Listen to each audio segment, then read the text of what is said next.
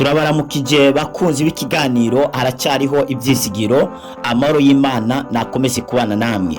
Tugiye kuganira ibintu bine byagushoboza kuronka icyubahiro, ibanga ryo kuronka icyubahiro. Tugiye kuganira ibintu bine byagushoboza kuronka icyubahiro. Birashoboka ko aho hantu uri wahava ukagera ahandi hantu, birashoboka ko ivyo abandi bagezeho nawe wabashaga kubigeraho, birashoboka ko indoto zawe zaba impamo, birashoboka ko nawe waba umuntu akomeye, birashoboka ko aho waburiye ijambo waharonkera ijambo. Imana dusenga, Imana twizeye ntabwo irobanura ku butoni. Ivyo yahaye abandi nawe yabashaga kubiguha, ivyo yakoreye abandi nawe yabashaga kubigukorera.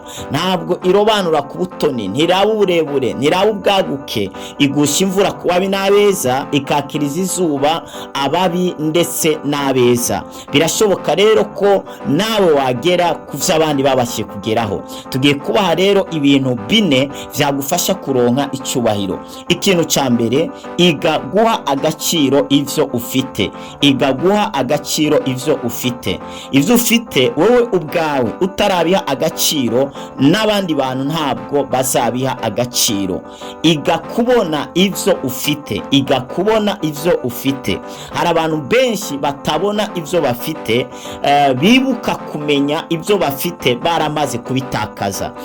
Menya agaciro k'ivyo ufite bikihari, menya agaciro k'abagukikuje bakihari, ko hari igihe uzamenya agaciro kabo batakihari. Iga kandi gukoresha ivyo ufite. Iga gukoresha ivyo ufite, kuko ivyo ufite bizakugeza kuvyo udafite.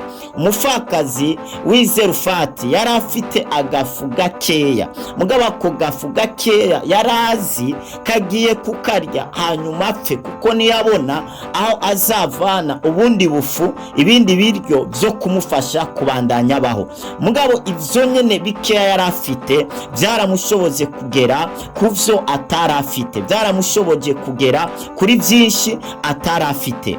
Umufakazi yari afite uduvuta dukeya, utwo duvuta dukeya ni natwo umukozi w'Imana yadugiye ko amukorera igitangaza cyo kumuhesha amafuta menshi, bimuhesha kwishura ideni. Mose yari afite inkoni, iyo nkoni yasuzuguraga, yaragirisha intama. Iyo nkoni birashoboka ko yari inkoni isanzwe, ariko iyo nkoni yahindutse iyidasanzwe. Mose yarazi ko afite inkoni isanzwe, ariko Imana yarebaga Mose ikabona afite inkoni idasanzwe. Iyo nkoni nyene Mose ni nawe yakoresheje akura Abisirayeli muri Egiputa abajana muri Kanani. Ivyo ufite vyakugeza kuvyo udafite, mu gihe wabibonye, mu gihe wabihaye agaciro, mu gihe wabikoresheje.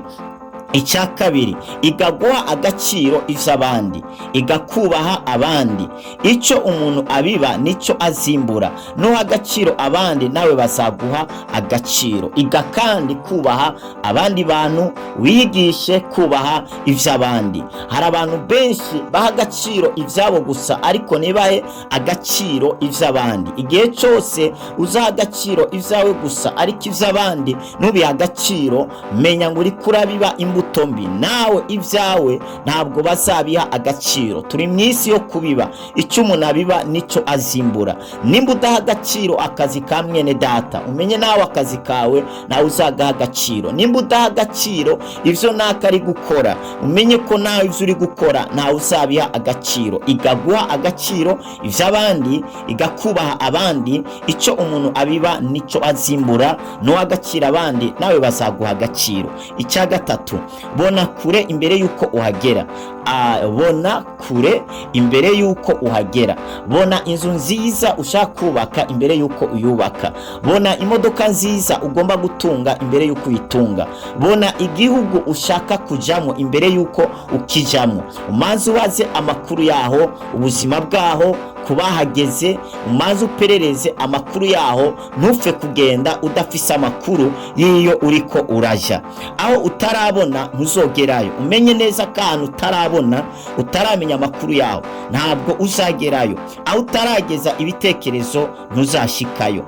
Imana ibwira Aburahamu ati duga umusozi, zamuka hejuru ku musozi urabe hakurya no hakuno, aho uri bugarukirize amaso yawe niho nzagabira uruvyaro rwawe. Imana yo ubwayo ntabwo yahaye Aburahamu ahantu atarebye, ariko yamuhaye ahantu yamaze kureba. Kandi Aburahamu ni sekuruza w'abizera bose. Nimba wizera rero biragusaba ko ahantu ugomba kugera umanza kuhabona. Imana iguha umugisha. Icyakana aricyo cya nyuma, igakuziganya muri ivyo bike. Niwige kuziganya muri ivyo bike, uziganirize kazoza, uziganirize inzozi zawe, indoto zawe, uziganirize uruvyaro rwawe, kumbura uri kuvyara, uziganirize kazoza kawe. Inkoni ujishimikiza mu busaza uyica ukiri umusore. Ni kuvuga ngo ubuzima bworoshe utegekanya kuba muri kazoza ubutegura uno munsi.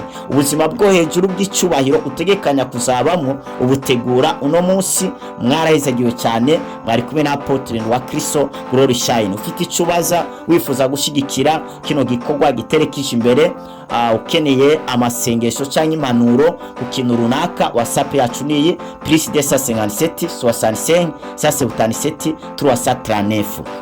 Mwibuke gusangiza abandi mu gukanda partage. Nimba ari rya mbere udukurikiranye kuri no channel ya Haracyariho Ivyizigiro TV, reka nkwibutse gukanda sabone cyangwa subscribe, wongere ukande like. Nimba ari kindi nawe cyagufashije cyandike muri commentaire, ari kindi kintu wakongeraho kuri bino bintu bine mujije kuvuga, cyandike muri commentaire cyafasha mwene data.